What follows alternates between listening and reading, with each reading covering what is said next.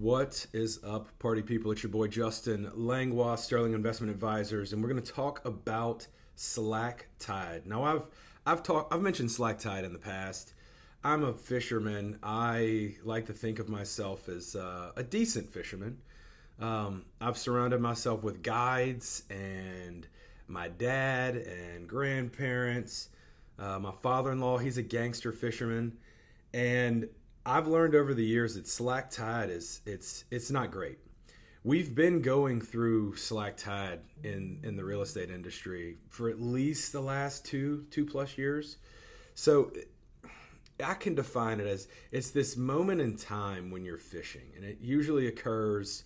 I don't know why. It's like 9 or 10 in the morning, where the water is not moving, meaning the tide is not coming in, nor is the tide going out.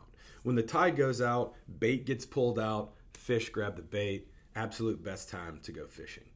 And right now, we're just kind of stuck in neutral or slack.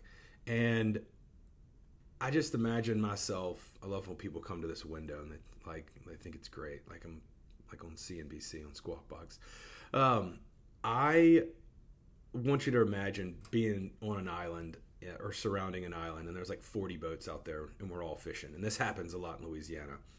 Everybody wants to go to some random hotspot, and there are a few folks catching fish, not at the frequency or the consistency that we had been catching fish before. But you'll hear these stories of someone buying a large shopping center or a big office building or doing some brand new industrial build-a-suit, and that's great. And these people are just picking up random fish. When the tide is falling and people truly begin to catch fish, you look out across the water and you see everybody's rod tip bent over. Everyone's hooting and hollering. Everybody's excited not only for their boat, but for everybody else that's catching fish.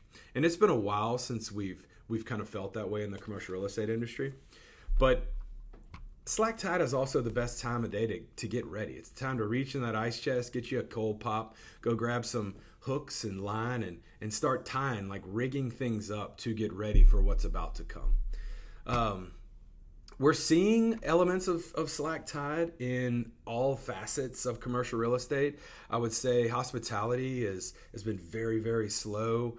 Multifamily, which tends to be the best barometer or one of the better barometers, real time in commercial real estate, it's got its own headwinds right now where expenses are outpacing rent growth. Office is doing well, but from a leasing perspective, from a sales standpoint, nearly half the deals that are under contract right now are being purchased at a discount. So industrial's been great. It's that rando redfish or sheephead that you pick up when you're not even fishing for redfish.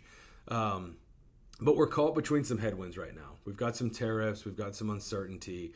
We've got consumer sentiment that goes up and down every month. I really don't know what to make of it.